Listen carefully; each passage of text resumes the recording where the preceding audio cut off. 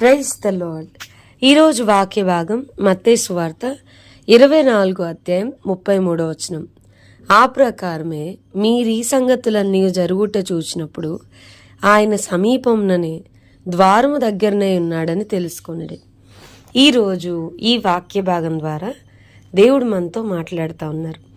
ఈ మత్తయి సువార్త 24 అధ్యాయం కనుక మనం చూస్తే, యేసయ్య ఒలీవ కొండ మీద కూర్చుని ఉన్నప్పుడు శిష్యులు ఆయన దగ్గరికి ఏకాంతంగా వచ్చి, అయ్యా, నీ రాకడికి ఈ యుగ సమాప్తికి సూచనలు ఏంటి అని అడిగినప్పుడు యేసయ్య స్వయంగా మరియు మత్తయి సువార్త 24 అధ్యాయంలో దేవుని రాకడకు అనేకమైన సూచనలు చెప్పడం మనం చూస్తూ ఉన్నాం. మరి మత్తయి సువార్త 24 అధ్యాయం 32 వచనంలో అంజూరపు చెట్టును చూచి ఒక ఉపమానము నేర్చుకునిడి. అంజూరపు కొమ్మ లేతదై చిగురించినప్పుడు వసంతకాలము ఇంకా సమీపంగా ఉన్నదని మీకు తెలియను అని చెప్పని. మరి యేసే చెప్పిన చాలా సూచనల్లో ఒకటేంటంటే, అంజూరపు కొమ్మ లేతదై చిగురించినప్పుడు ఇంకా సమీపంగా నేనున్నానని మీరు అర్థం చేసుకోండి అని ప్రభు మాట్లాడుతూ వచ్చారు. మరి ఓబద్య గ్రంథం మొదటి అధ్యాయంలో ఓబద్య గ్రంథంలో మనం చూస్తే గనక యాకోబు సంతతి వారు తమ స్వాస్యములను స్వతంత్రించుకుంటారు అని చెప్పని, ఇజ్రాయేలు మరి వారి యొక్క ప్లేసెస్ అన్నిటిని కూడా దే ఇన్హెరిట్, వాళ్ళు స్వాధీనపరుచుకుంటారు అని చెప్పని ఓబద్య గ్రంథంలో ప్రవక్తల ద్వారా ప్రవచించినట్లుగా ప్రస్తుతం యుద్ధం జరగడం మనం చూస్తున్నాం.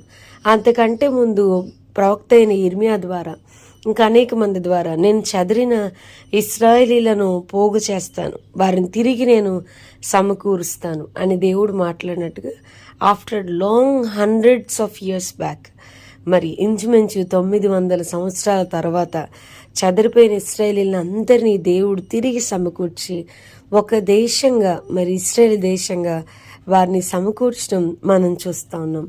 మరి ఆ అంజూరపు కొమ్మ లేతదై చిగురించినప్పుడు మీరు అర్థం చేసుకోండి అని చెప్పని, వాళ్ళు ఎప్పుడైతే వాళ్ళ ప్రాంతాలను వాళ్ళు స్వాధీనపరుచుకుంటారో ఇలాంటి యుద్ధాలు జరుగుతాయో ఆయన చెప్తున్నాడు, వసంతకాలం ఇంకా సమీపంగా ఉందని మీరు తెలుసుకోండి. ఏంటి, ఆయన సమీపంనే ద్వారం దగ్గరనే ఉన్నాడని మీరు తెలుసుకోండి అని చెప్పని. సమీపంగా ద్వారం దగ్గరే, గుమ్మం బయట నుంచి లోపలికి అడుగు పెట్టడానికి ఎంత టైం పట్టుద్ది, అంత సమీపంగా నేనున్నాను అని ప్రభువు చెప్తా ఉన్నాడు. వాక్యం వింటున్న ప్రియమైన వారులారా, దేవుని రాకడ ఎప్పుడైనా మనం చూడొచ్చు, మన దినాల్లోనే మనం చూడొచ్చు. ఆయన మధ్యకాలం ఇదిగో నేను మేఘారూఢున్నై త్వరగా వచ్చుచున్నానని ప్రభువు మాట్లాడుతూ వచ్చాడు. మరి బైబిల్లో ఈ మత్తయి సువార్త 24 అధ్యాయంలో ఒక ఉపమానాన్ని ప్రభువు చెప్తా వచ్చాడు. ఒక యజమానుడికి ఒక దాసుడున్నాడు.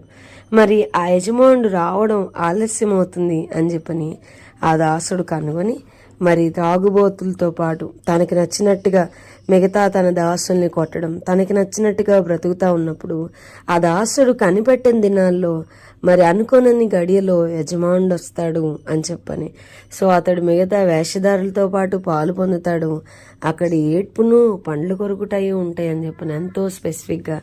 నిజమే కదండి, మన యజమానుడు మనల్ని రక్షించుకున్నాడు, తన స్వరక్తం ఇచ్చి మనల్ని విమోచించుకున్నాడు.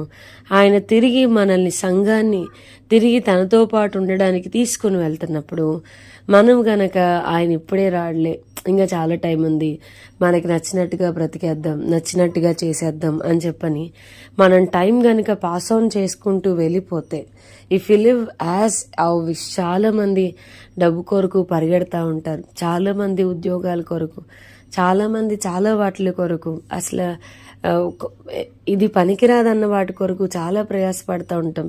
వాక్యం చెప్తుంది మత్తయి సువార్త 6వ అధ్యాయం 33 వచనంలో, మొదట ఆయన రాజ్యమును నీతిని వెదకుడి, అప్పుడు అవన్నీ మీకు అనుగ్రహించబడును.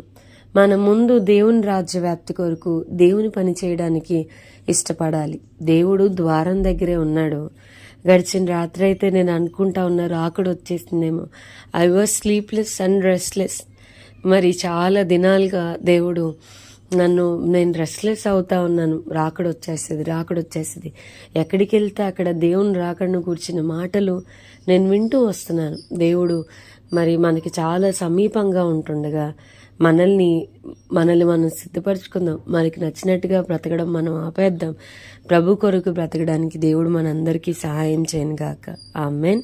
ప్రార్థన చేసుకుందాం. ప్రభువా, ఈరోజు వాక్య భాగం ద్వారా మీరు మాతో మాట్లాడినందుకు వందనాలు.